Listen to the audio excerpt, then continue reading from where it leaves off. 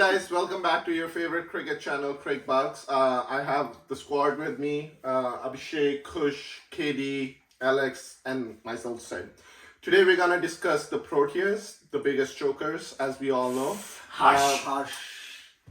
Though we know they've been the favorites in the 92 World Cup, 96 World Cup, 99 World Cup, but for some reasons, the destiny has never with. No, been I think with in them. some cases we know the reasons. Harshal Gibbs was one of them. And sometimes they don't know how to do the maths. Sometimes they don't know how to So do the guys, learn your numbers. And sometimes ICC also screws them up with the Duckworth Lewis as well, right?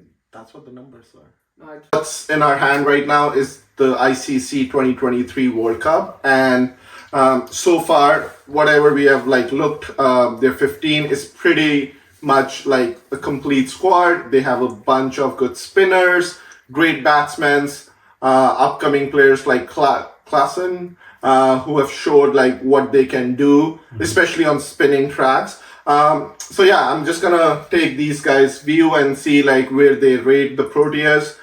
South Africa. Let's start with KD. I think Proteas were always the favorite whenever they go into the World Cup. Even the 2019 squad was something which everybody was looking upon, thinking that they will be unbeatable in the World Cup, right? But I don't think so. Their 2019, whole campaign went the way they wanted to. But this year, I think the one of the best thing is they're not star heavy again, just like New Zealand. I mentioned in that video as well. The best thing about that is the top 6 batsmen or even top 5 batsmen. I think they're very good. They have experience of playing on Indian tracks because of IPL, and I think that's what makes it a difference for them. And especially their bowling attack, I think it's pretty solid because they have again experience in playing IPL and all. One of the biggest miss will be Nokia. So I don't know how they're gonna match that level, but overall I think they have a pretty good solid 15. Yeah, that's fair. They have a strong 11. But let's move forward and see what Alex think of South Africa. Yeah, I think they're pretty strong. Even this year, I think England toured South Africa and lost, and then they turned it around against Australia recently as well, just before the World Cup. I think they lost the first 2 and then won the next 3. Yes, which is really impressive. And I was watching a lot of Klaassen in the 100, and for me, this guy is probably the best hitter currently in the middle order in world cricket. Yeah. So some of the innings that he's played this year, he was towards the top of the 100 batting list, and I really think he's going to be the big difference in a lot of their games. If he performs, they're in with a really good shout of progressing. Yeah, and I feel this World Cup is gonna be some bit dictated by power hitting. Yeah. So in previous episodes, how we talked about Mitch Marsh and Klaassen is right up there who can change the game on its head. Kush, what do you think? What do you think? South Africa is very tricky though. I feel obviously we all know that luck factor never works for them. So they have this big burden on their shoulders. And then going forward, I think it's that sort of a team. They have decent good batting, they have decent good bowling, and but the main strength of this team, I think no team in this World Cup has 2 or 3 finishers. This team has David Miller, who's one of the best finishers, Henry Klaassen, who's one of the best finishers. So, and even in 7-8, they have Marco Jansen and players Felkeravo and all these guys. So they can bat a bit as well. So I think the only thing which distinguishes this team to other teams, they have very well, proven match winners who can finish the game for them. That's what I think. I know, Marco Jansen, what a player, man. That inning he played, 40 runs out of 20 balls. Yeah. He just came in and smacked. So certainly an X factor. How about you, Abhishek? I think South Africa's batting is actually really good. I think that's their strength this World Cup, right? And their IPL exposure.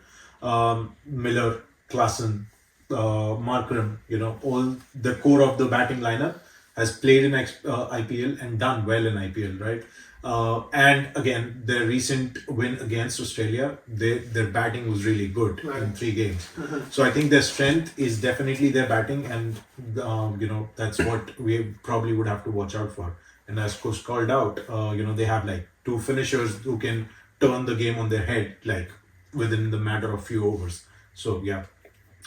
So we have talked about the strengths. Do you guys see any weaknesses, Kush? You know, my the weakness for South Africa, I think for every game, if South Africa needs to win, you know, it's very important for them. Like their top three, out of their top three, Rossi van der Dusen, Quinton de Kock and Temba Bavuma. One guy has to be there on the crease. Because after top three, I see the flamboyance of Markram, Miller and Klaassen. Yeah. But you know, that flamboyance can't survive for like 35, 40 overs. If they are like 10 for 3 or 20 for 3. So I don't see them. So, you know, it's a very, it's kind of a thing that, you know, some subcontinent teams used to have it, like reliance on top three. India used to have it. Pakistan still has it, like reliance on the top three. So that's what I think the weakness is. Like, you know, if any team picks like 3 wickets within like 15, 20 runs, or, you know, in the first 10 overs or 15 overs, South Africa is in a big problem. So you're saying like, yeah, like their middle order, if they get exposed early. Early, yeah, exactly. How about you, Katie? I think I mentioned earlier as well, Nokia's injury is going to definitely make a big void in their bowling attack. Until few years back, Rabada was that new youngsters, and you know, which was still booming in the things. It becomes very important, and his role becomes very important. He has more than 480 plus international wickets, and I think that it is time that he has to lead this attack.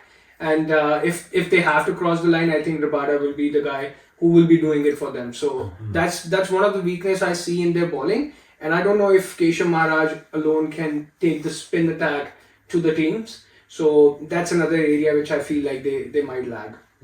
What's your take on that? I think I second with Karan on that. Their obvious weakness is their bowling, because their batting is strong, but their bowling is not up to what it used to be, right? We've seen Dale Steyn, we've seen Alan Donalds and all that, you know, all the fast bowlers that they had. I think at this point, Rabada, as you rightly called out, he's not up to the standard he's supposed to be. He's really good in tests, but sometimes I feel he goes for too many runs at the death, right? And same with Lungi Ngidi, if he makes it to the 11. Fehelukwai, I'm not too sure, but he still looks as if, you know, he's okay in the middle overs, but, you know, when it comes to the death, right, for against teams like England, Australia, who know, you know, how to hit the ball, right? So it's going to be more 400 plus totals against SA than any other teams. Said no. Alex, what's your take on the country that gave you KP? Do they have any weaknesses? A few others as well. I think, yeah, to be honest, this is probably showing my ignorance, but I don't know that much about this South African team. I mean, I think back to previous World Cups, and like their 1 to 11 was like world class, right? Like Gibbs, Smith, Amler, Callis, De Villiers, like Steyn, all of these people you would want in your own team. And so I think it's actually it's a weakness in the sense that they don't have, I think, as many world-class players as they used to, but actually that could be a strength, because I don't think anyone's really talking about these guys as World Cup winners. So maybe they're going to slide under the radar, a bit less pressure. Maybe that'll help them, but yeah, we'll see. That's a good point. An important point that Alex pointed out, right? It shows the South African presence at the world stage at this time, right? It's not about him being ignorant. You know, a lot of us don't really know or follow the players like we used to follow Steyn, right? Or we used to follow AB de Villiers. So that's a pointer that, you know, South Africa has not been present at the world stage as they were, you know, as they used to be, like for the past 20 years as we've grown up watching them. So that's one of the pointers I feel. Yeah.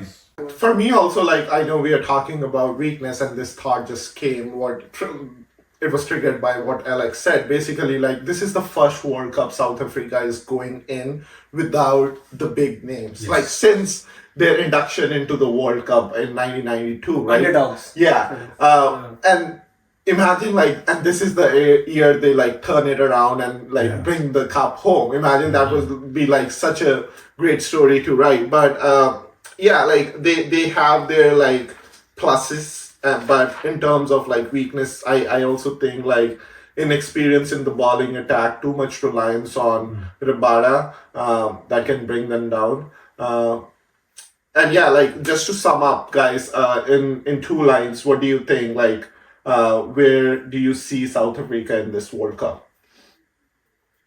In my opinion, I think South Africa will be like, you know, 5th or 6th in the table. and they won't they will miss it narrowly.